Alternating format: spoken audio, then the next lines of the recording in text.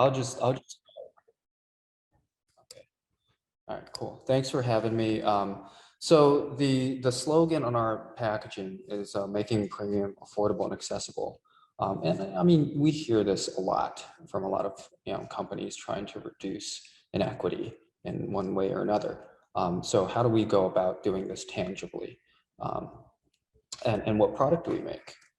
So the problem that we're trying to solve is very fundamental. You know, probably a lot of us went to public schools, right? And we know that the food is pretty awful. Last time I was on a VC pitch, the guy said, I said, oh, it's pretty bad. He goes, no, it's complete shit. And it's true. Same thing with nursing homes and hospitals and all of the institutions that desperately need the funding that we all militate on behalf of, which, is nice to tweet about and that sort of a thing, but nobody really does anything tangibly, or at least on a level that people recognize and notice. And in food service, especially, this is where people need it the most, right? You have 50 million kids in K-12, and it's very hard to get into. Startups and innovators of food have a very, very difficult time getting into this sector because of the monopolies and the huge conglomerates that have been in this industry for decades. So, if you cannot compete on price, if you cannot compete on product, if you cannot compete on infrastructure and distribution, you just can't get in. And there's not really that Apple brand in food service that really, gives people an experience that's unforgettable. So that's what we try to do. So in order to solve and address this problem, it's very complex in food service. Solution actually has to be the opposite. It has to be, number one, it's food. The only thing that matters is it has to taste good. It has to be intentionally designed. If it's a functional use and you have to deliver nutrients, you have to design it that way. Otherwise, you will get lost in the weeds. And it has to be so simple that people can get it immediately. So the product that embodies all of that is actually ice cream. This is the first really ice cream that is a true ice cream. High protein, low sugar, low fat. You have all the call outs. We get rid of the lactose. It's free of major allergens except for milk, and it's kosher. And all of these things typically across the alternative ice cream market, when you put them together, they shouldn't taste good, and they haven't.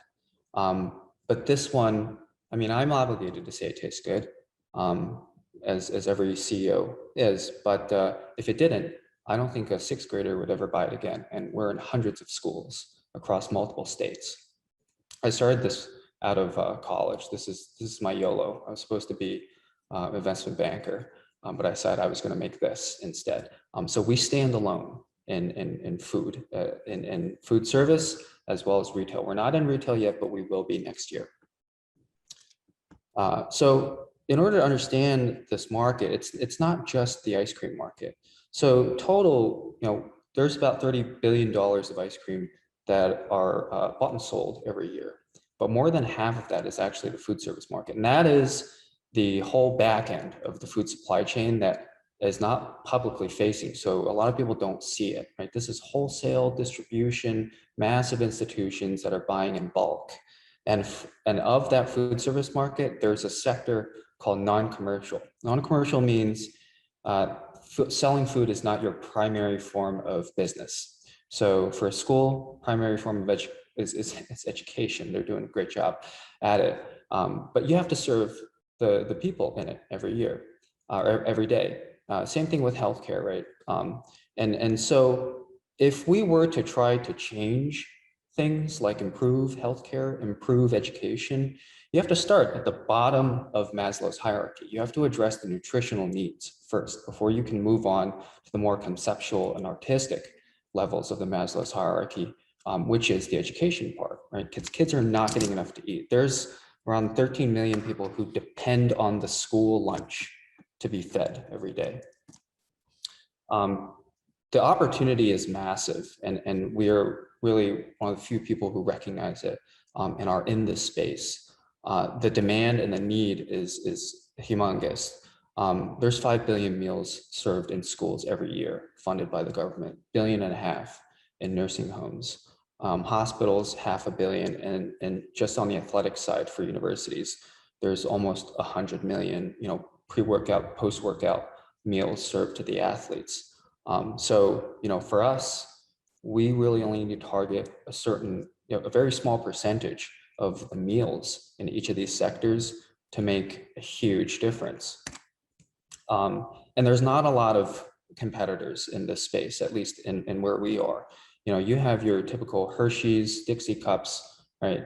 And your Wells Group Blue Bunny in schools, but they're direct. So, they're kind of sparse wherever they are, and they don't go through distribution. They also don't really have the nutritional profile that schools are looking for, but it's the only ice cream novelty that's cheap enough for schools to get because they're on a budget constraint. And then in healthcare, you have this thing called the Magic Cup, which is made by Hormel, who makes every food on the face of the earth. So the dessert and the ice cream is kind of like an afterthought for them. It's not their primary revenue driver. And in universities, you kind of have a rotation of different retail products that come in seasonally, right? Gatorade bars, muscle milk, different protein bars. And each of these products in these sectors cannot cross to the other sectors because they really only serve that niche. But the need and the demand for the protein is universal across all these markets. So if you can design a product and position yourself in the middle, you can serve all of these markets. So that's what we have to do. So this is kind of a product comparison, and the nutritional profile difference is very vast. So first, packaging and safety. We have a spoon under each lid, and we have a heat seal that's tamper-proof. For food service, like, can you imagine in hospitals and in schools, you can lift that paper peel tab, look at the product, and put it back if you don't like it. No one is, everyone is none the wiser. There's less product, there's tons of sugar in the other products. And this is what's the huge problem in institutions, underfunded, can't afford premium products. Startups have no incentive to get in because it's so hard to get in and people are actively pushing against you. So we see this industry lagging behind retail. And if you design the product well enough and the features of our product are so different in terms of the nutritional profile, you start to see something interesting happen. Our ice cream, typically ice cream is served as a luxury or a novelty, right? You can eat it once in a while. Well, if you are fundamentally part of the protein that's being served on a meal, you get to migrate from extra side to main food on the tray. And that's what we're seeing with schools. Schools are serving our ice cream along with the lunch. And not only is it something that is very enjoyable for the kids and they get 10 grams of protein in a serving, but also allows schools to sell lunches and get federal reimbursement. Because if you sell a full lunch, the government pays you like $2.50 to $3. And that's the most profitable thing a school can do. So it's a financial tool for schools as well. And if schools can make money selling lunches by including our ice cream on the meal, it's win-win for everybody, including the government, because the government needs to move this money set aside every year for the National School Lunch Program to the schools. Same thing with healthcare. This ice cream is it's used by people in wound care, weight management, pureed diet, special diet, and you'll have some old age homes who are serving this to their residents 3 or 4 times a week, and that makes a difference because they need the boost on the meals, and this is every day sort of a deal. And then yeah, you got 1 minute. Okay, and in universities, athletes can now eat this, and it's funded by the university. So this slide. So really what we're building here, it just so happens that we make ice cream, but it is a platform to do something much, much bigger. And the reason I have these 3 tech companies up here is because they all accomplished one thing generically, is they built massive platforms. And then they built these things like you can skip the ad after 5 seconds or 3 seconds on Facebook. What that did, that's forced advertisers to be better, and only the best ads and only the best products got the airtime with their users, or else people would skip it, right? And that's essentially what we're doing here with the product. But it's very tangible. It's very easy to understand. You know if you like it within seconds. And what we're doing is we're forcing schools and distributors and everyone in food service to want better, because we all know that there is a need, but there's not someone initiating this with a product that you can feel and you can touch and you can taste. So we're distributed by all 4 of the largest distributors: Cisco, Gordon Foods, US Foods, and Reinhart. Started from nothing. And we're expanding multi-regionally and hopefully nationally over the next year and a half. And one of the reasons I signed up for the Florida one is because we just expanded into Florida, and we have a food show with the Florida School Nutrition Association about 2 weeks in Daytona. So it would be nice if to build some relationships in Florida, because I'm thinking about moving down there too at some point. But that's essentially what we do. We are very unique, and hopefully we can make a difference. No, that's the distribution centers that we're in. And, basically we want to empower people in food service to demand better, force manufacturers to come out with better products.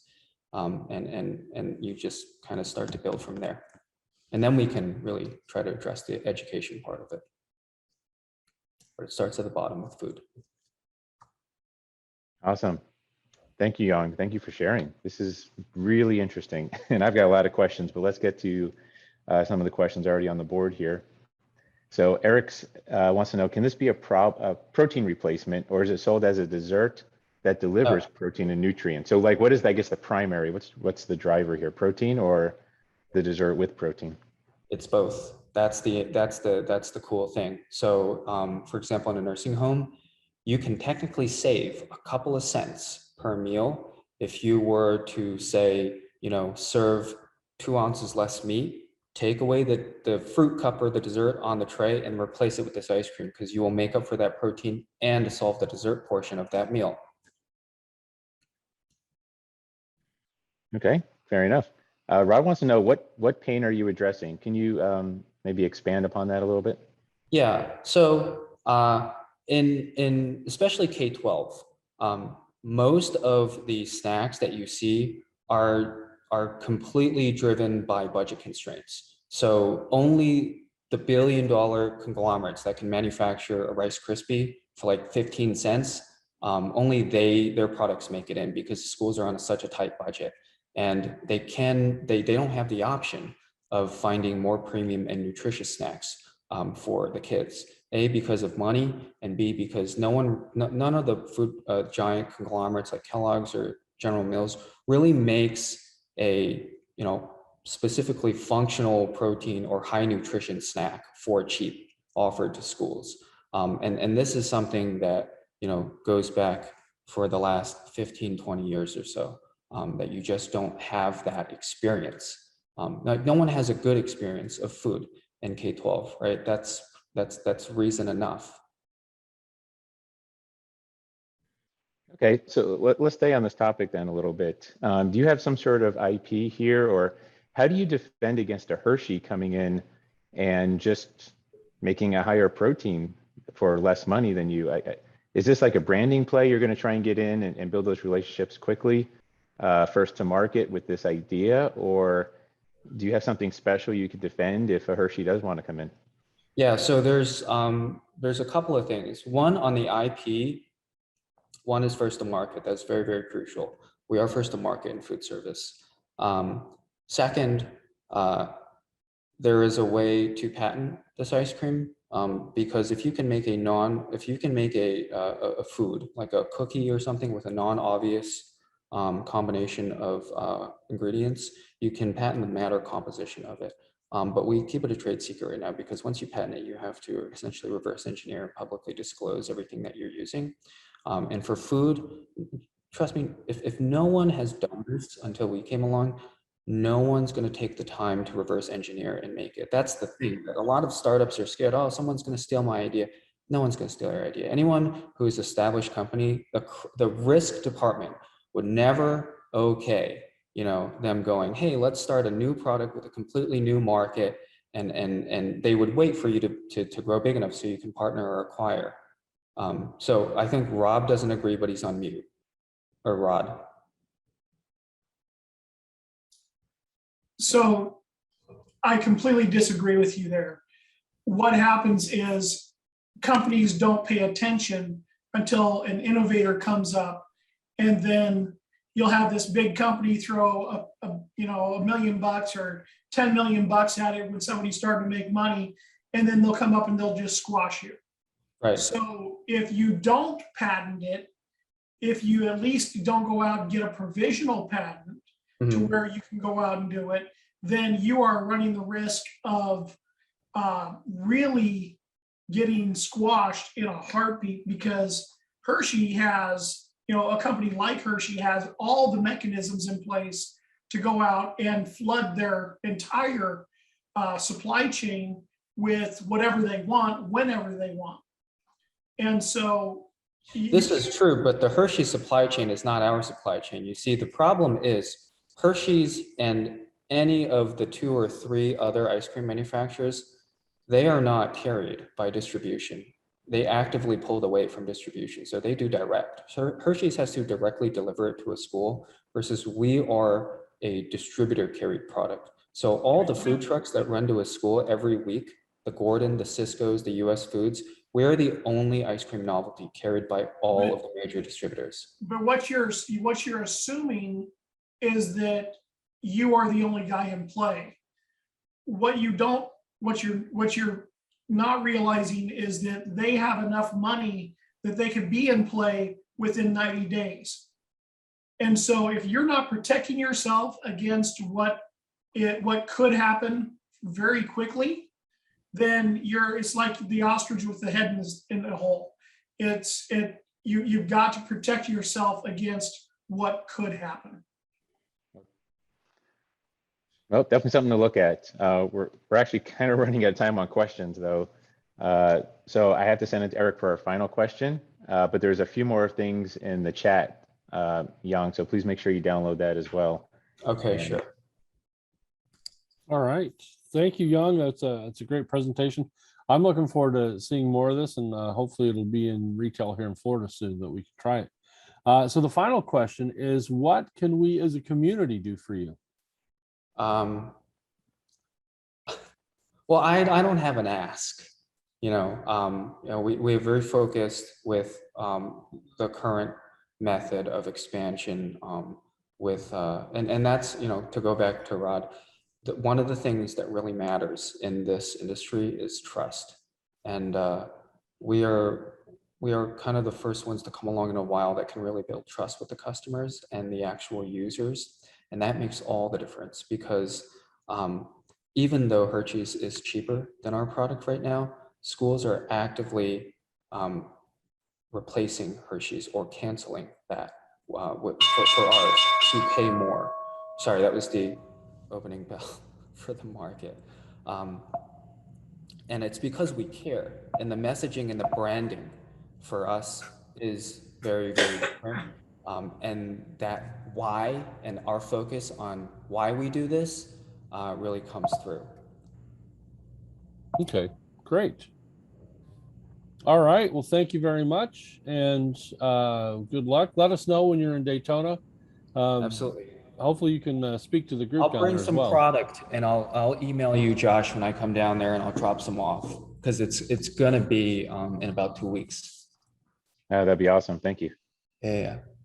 All right. And if we can't bring it down to you, I'll tell you which Gordon food store in your area you can pull it from. Perfect. Thank you. But thanks for having me. Really appreciate it. Sure. Thank you.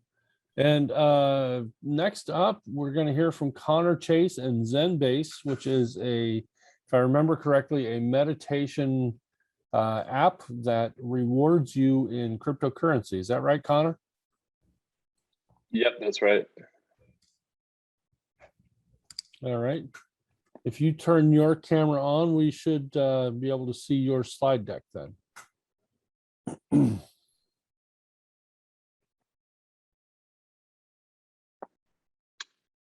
right, let me just go ahead and share my screen. Do I need access to share it? You should already have it. Yep, you're already a co-host, so you should be able to share. It's not giving me an option. There's no share screen button at the bottom. The button is like grayed out right now. Interesting. Let me Maybe unmake him a host and remake him a host. Kind of I retoggle can't it. undo. Is he hovering his mouse over the window?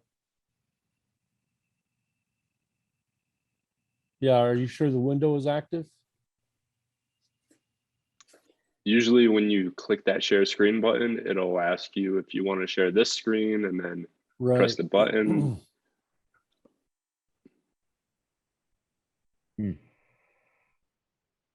Try signing Should I out just, and sign back in.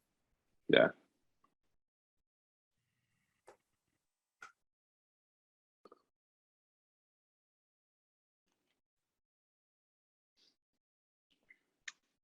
When I flip through these, can you guys follow along? Oh, there we Yep. go. Okay. There we go. Yep. Oh, We're sorry set. about that. That's weird. Okay, so I'd like to thank you all for being here today and just giving feedback on these companies, including mine. Very excited to share about what Zenbase is with you guys. Just a little bit of background on me. I just graduated from Nova Southeastern University last May, so I'm a recent college grad, and I'm from Orlando originally, but lived there my whole life. My background is in information technology, so I'm using that degree now. I got my first job at a college here I'm living in Provo, Utah now. So it's a pretty big change for me, and it's too cold over here right now. So with that, after this presentation, probably gonna go warm up some. So, but let me take it back to Zenbase here. So what this is, well, I'll let you see what it is. We have a mental health crisis on our hands where 1 in 4 people suffer from some sort of mental health disorder, which is just crazy to think about. We know that meditation reduces anxiety, reduces stress, all these various benefits. It's left the scientific community stumped. However, we know it works. In addition to all these benefits, people in meditative states of mind are 400% more creative, and they're also 400% better problem solvers.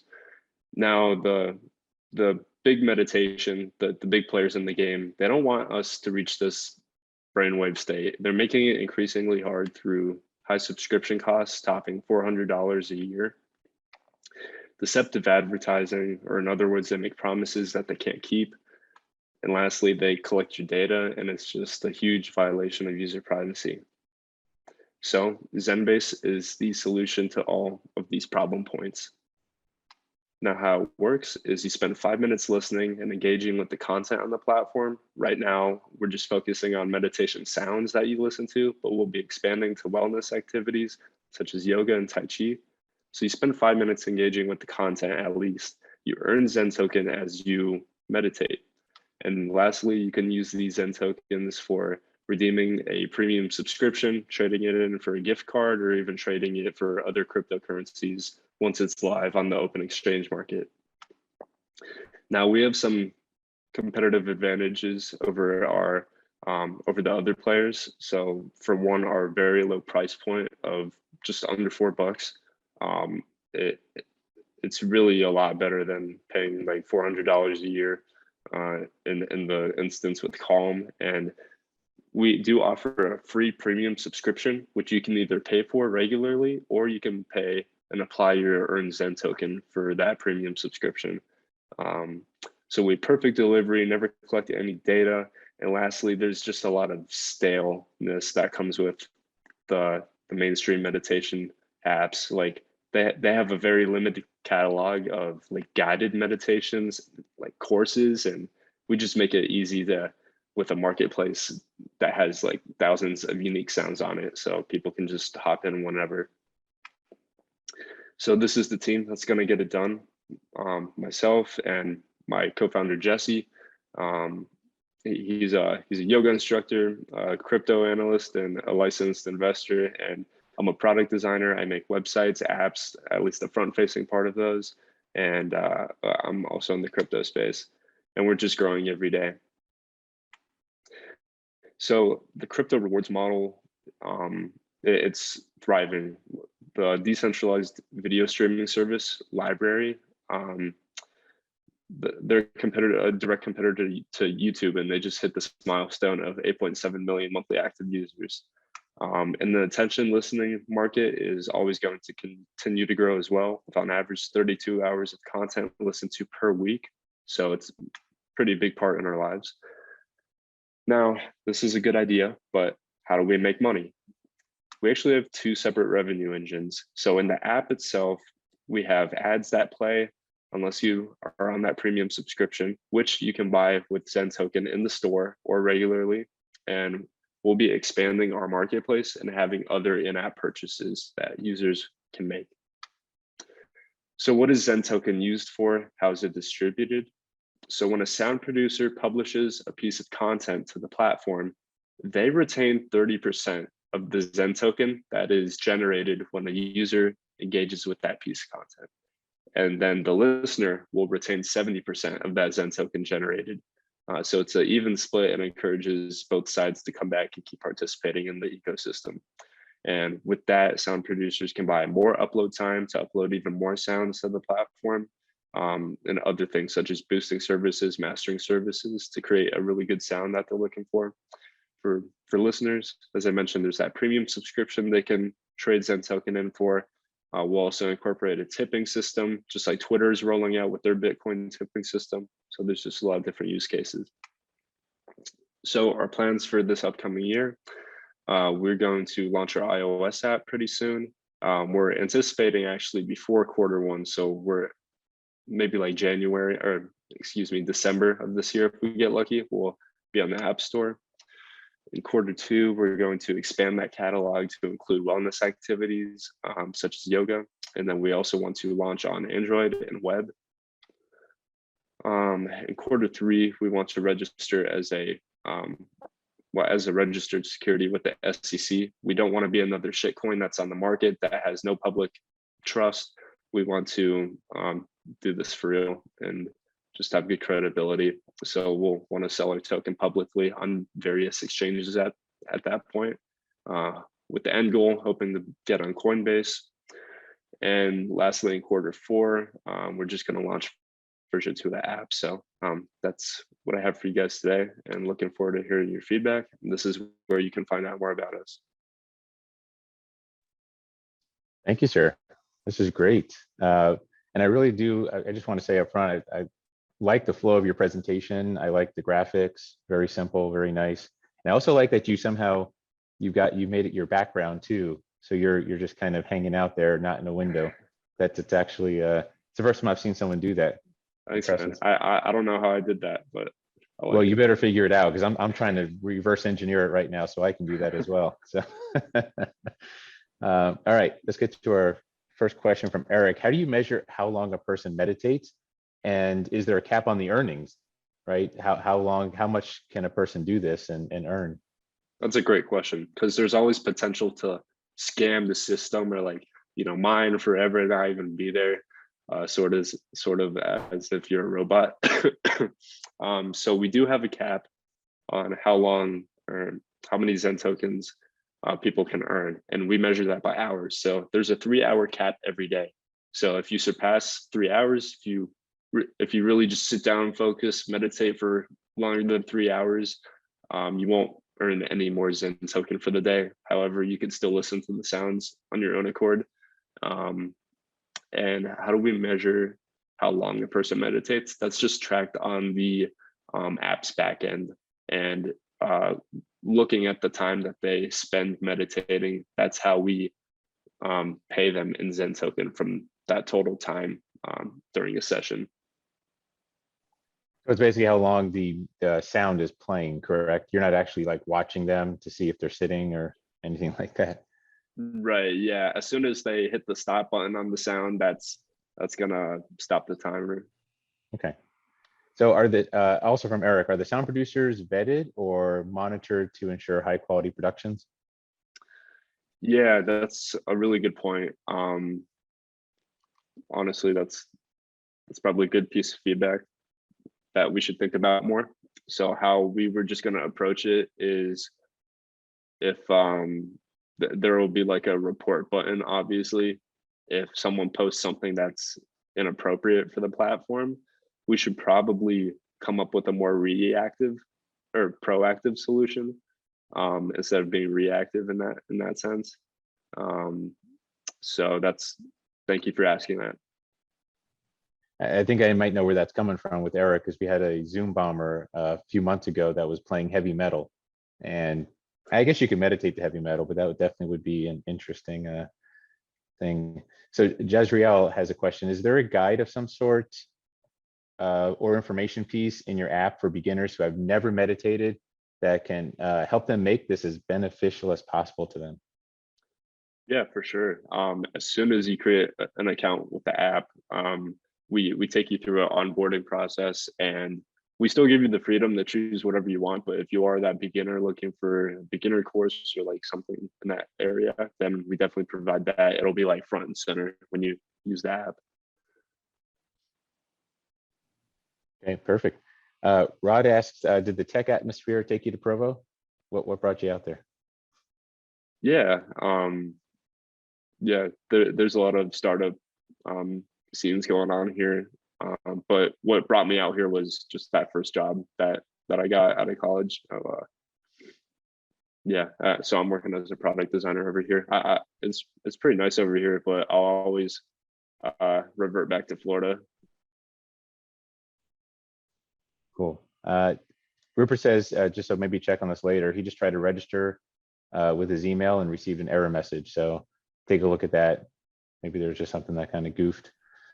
Mark V, what is the user acquisition strategy, especially in light of companies like Headspace and Calm and your other competitors? Thanks for pointing out that website, Eric, Rupert. Maybe just try refreshing it. But user acquisition strategy would probably entail reaching out to people through our social media channels.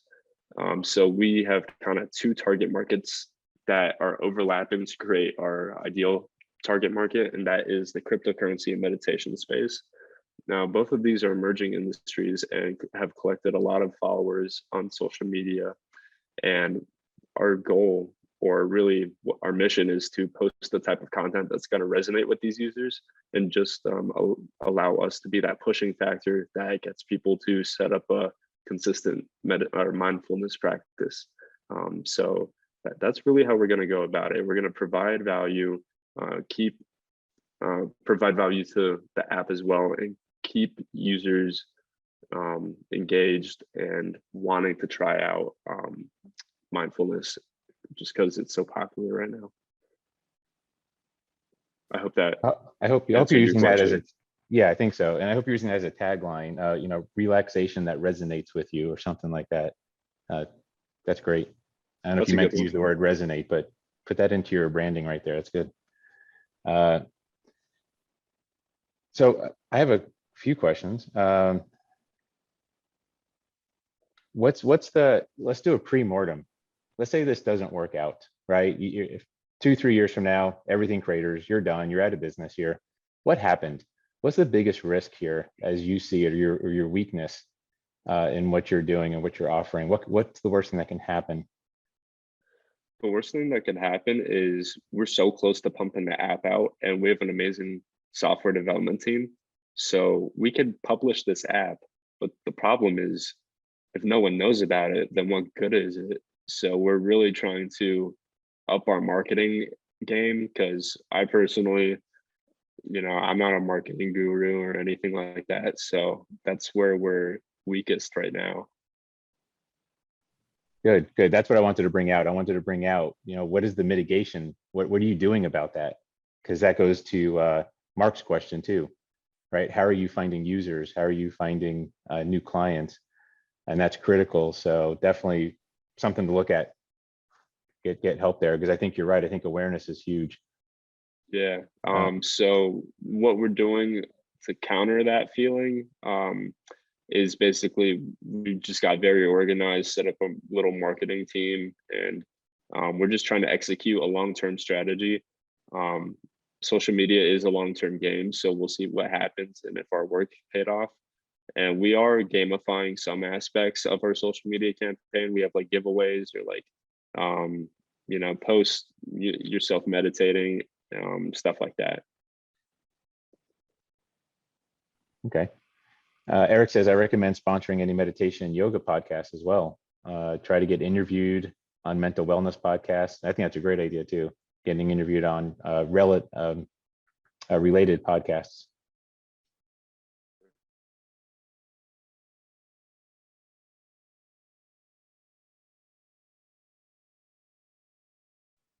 So, Mark has a question. Have they considered a B2B play? Yeah, definitely. But we could do some good employee partnerships. Yeah. Especially corporate America, man. If anyone's got the kind of corners the market on stress, it's probably them. And they might welcome something like this. I think that's a great idea. Part of benefit packages, Rod says. So definitely that's something you can make sure you're talking corporate though when you go to them. Be very careful. Don't go to them with any of what they're going to call woo-woo stuff with, oh, what is this thing? I mean, corporate America is getting a little better about that, about being more open, but definitely talk the corporate language when you approach them. One last question. Oh, go ahead. No, go ahead. I just wanted one really quick, 20 seconds. Why is this so important to you? Why do you care so much about this? Outside the money and making money and building a business, why is this personally important to you? I just want to see this world reach its fullest potential. And I feel like if we boil it down to individuality and like each of us does our part to see improvement in ourselves, that tiny change will add up and it'll just make the world a much better place. But the goal is just to bring mindfulness to the masses because it's helped me a lot. So I want to share those teachings, and hopefully people will see the same benefits provided me. Good. And I think Rod will agree with me. Share that story.